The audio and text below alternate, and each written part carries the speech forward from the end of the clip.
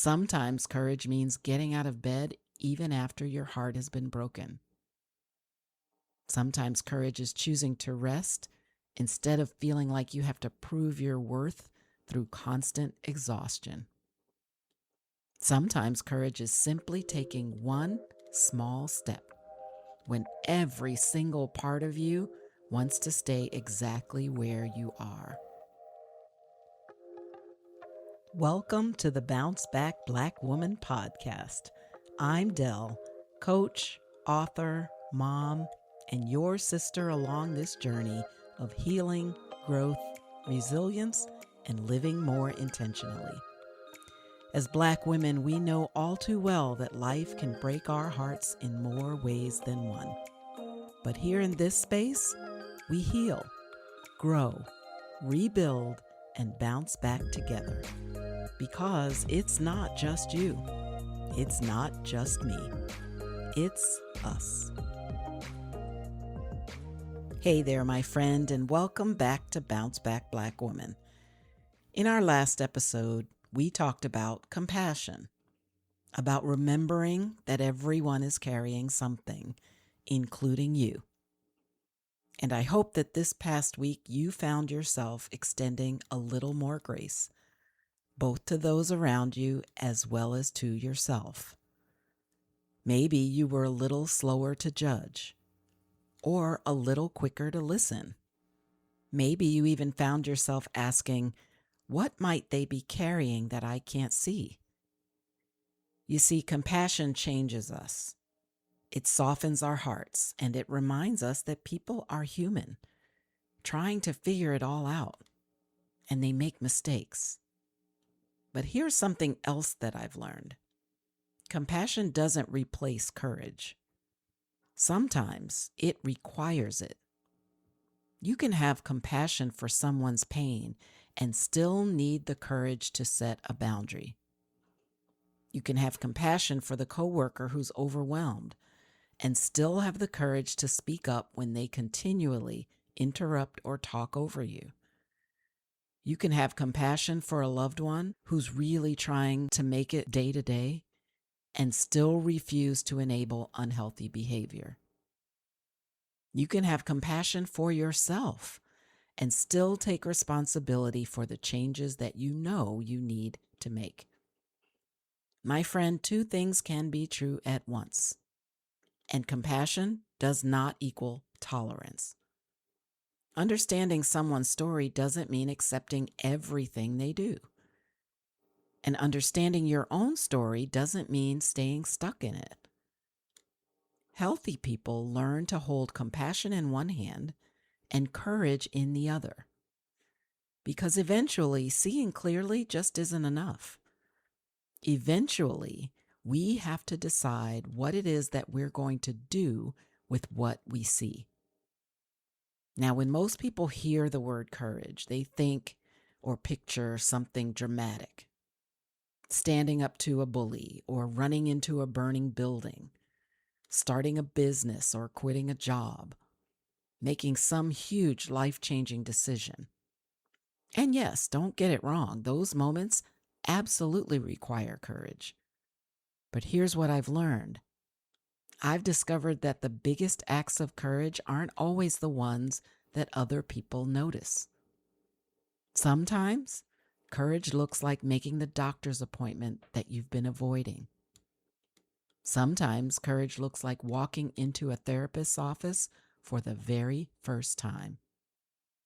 Sometimes it looks like raising your hand and saying, I need help, or I was wrong, or this just isn't working anymore. Sometimes courage means getting out of bed even after your heart has been broken. Sometimes courage is choosing to rest instead of feeling like you have to prove your worth through constant exhaustion. Sometimes courage is simply taking one small step when every single part of you wants to stay exactly where you are. And my friend, those moments rarely make the Instagram highlight reel. Nobody applauds them. Nobody gives you an award or a pat on the back, but they're often the moments that can quietly change the entire direction of your life. I've had some of those moments too. Moving from Texas to Maryland during the middle of COVID wasn't just a change of address. It meant leaving behind what was familiar without exactly knowing what was waiting on the other side.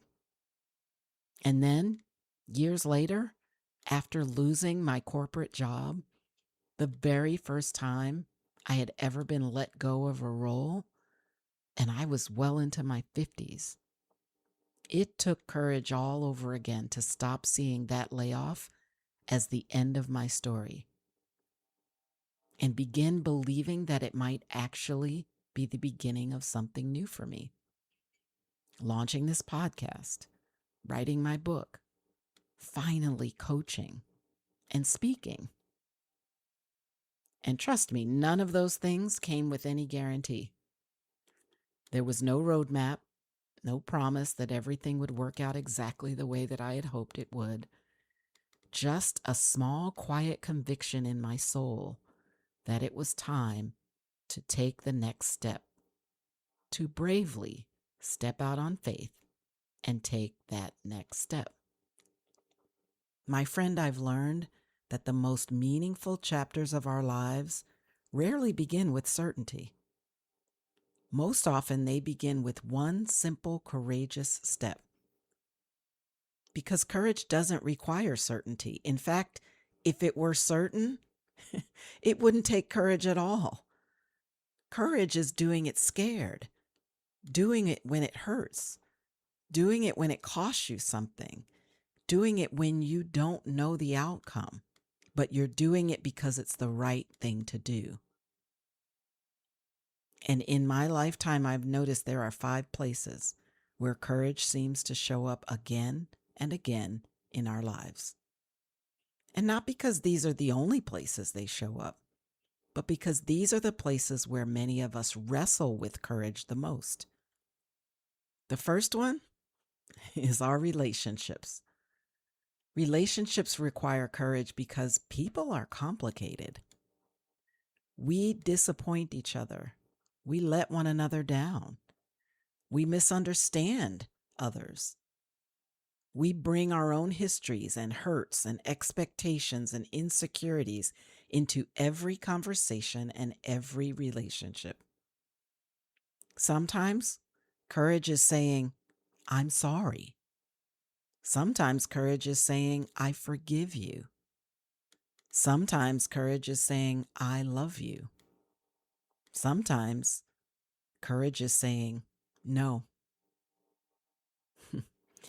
Compassion may help us understand why someone behaves the way that they do. And if you haven't listened to that episode, make sure you go back and listen to the compassion episode. But what I want to tell you today is that courage helps us respond in healthy ways. Because the most compassionate thing that you can do isn't always the easiest thing to do. Sometimes the most compassionate thing that you can do is to have the difficult conversation. Set the boundary. Speak the truth in love. Or walk away from something that is causing harm. Relationships require both compassion and courage. The second place that courage shows up is within ourselves. And honestly, this one just might be the hardest. Because it's so much easier to tell ourselves comfortable stories than it is to tell ourselves truthful ones. It's easier to blame, to avoid, to pretend everything is fine, to keep saying, this is just who I am. This is just how I am. But you know what? Real growth requires courage. The courage to look in the mirror. The courage to examine your heart and admit I'm not okay. The courage to raise your hand and ask for help. The courage to heal out loud instead of hiding. My friend, self-compassion says I'm human. Courage says, and I'm still going to grow. Now, the third place that courage shows up is in our careers. Whether you're climbing the corporate ladder, running your own business, looking for work in this really unusual economy, or wondering if it's time for a completely different chapter, career decisions often require tremendous courage. Maybe your next courageous step is asking for the promotion because you deserve it. And closed mouths don't always get fed. Maybe your next courageous step is speaking up in the meeting when everything inside you wants you to stay silent, but you know that it is your time to speak up. Maybe your next courageous step is applying for the position that you just don't think you're qualified for. Your resume says you are, but your fears tell you you're not. Maybe your next courageous step is starting the business that you've been dreaming about, but it's frightening because it means stepping outside of your safety net. Or maybe it's going back to school, knowing that you might be the oldest one in every single one of your classes. Or admitting that you've outgrown the job that's been comfortable and predictable for years, but your soul is dying a little bit every day when you log in. My friend, none of those decisions come with guarantees. But growth rarely does. The fourth place that courage shows up is in our finances. Because money has a way of stirring up fear like almost nothing else. Fear of not having enough, scarcity, fear of making the wrong decision, squandering, fear of starting over, fear of failing. Sometimes courage is finally opening the bank account you've been avoiding. Sometimes it's creating a budget and then holding yourself accountable to sticking to it. Sometimes it's asking for financial advice and admitting that you haven't been the best at that. Sometimes it's saying no to purchases that feed your image but hurt your future. And that is a big one in today's culture, the Instagram culture. Sometimes it's believing your financial story doesn't have to end where it began. Compassion helps us understand how we got here, but courage helps us decide where we're going next. And finally, the fifth place that courage shows up is in our faith. Not because faith removes uncertainty, but because faith gives us the strength to keep walking through it. You see, my friend, there comes a point where courage can no longer rely on sheer confidence. It has to rely on faith. Faith is trusting God when you don't have all the answers.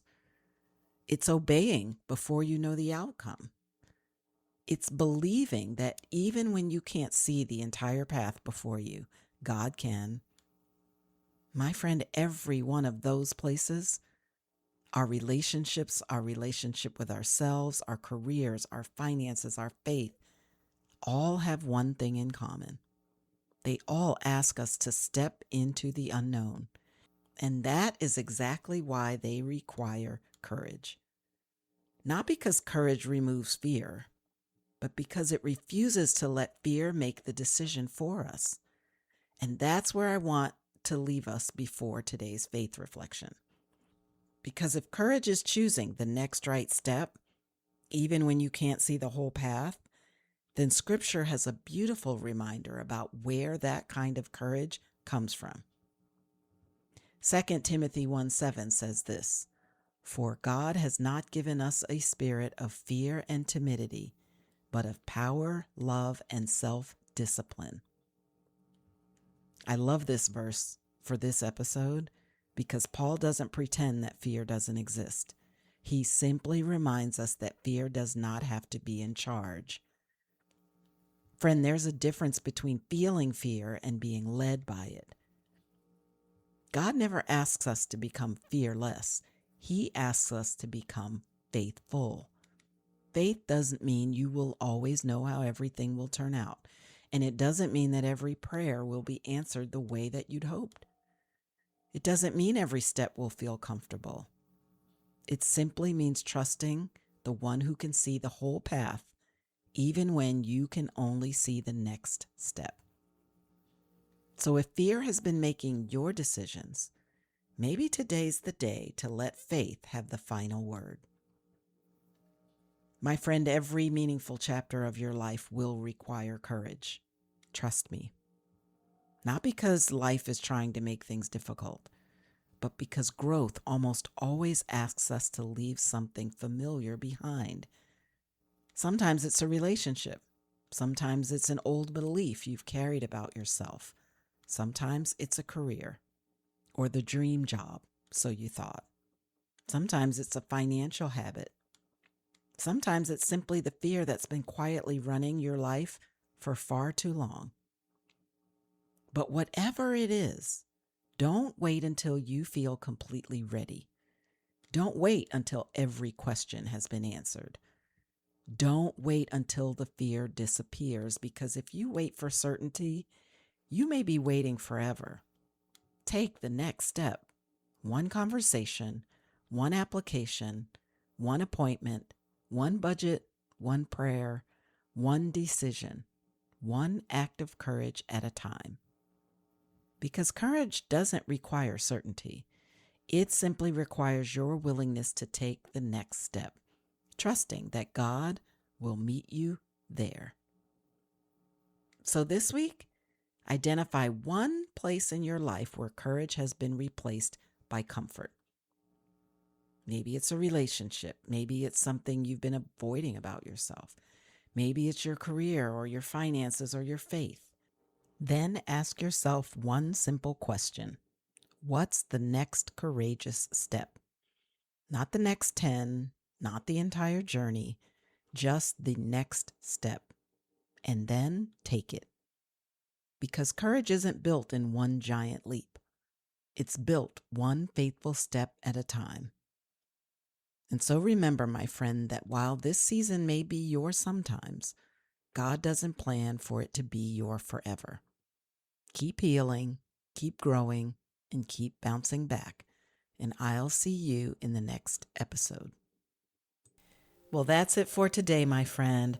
I really hope this episode inspired, encouraged, or just plain comforted you. If so, please share it with a friend who might be struggling in her own healing journey. And if you take a moment to leave a quick review on Apple Podcasts, you'll help other women find encouragement through their heartbreak. Remember that God is holding your hand along this journey, and guess what? I'm holding the other. Life is short, so bounce back, Black woman.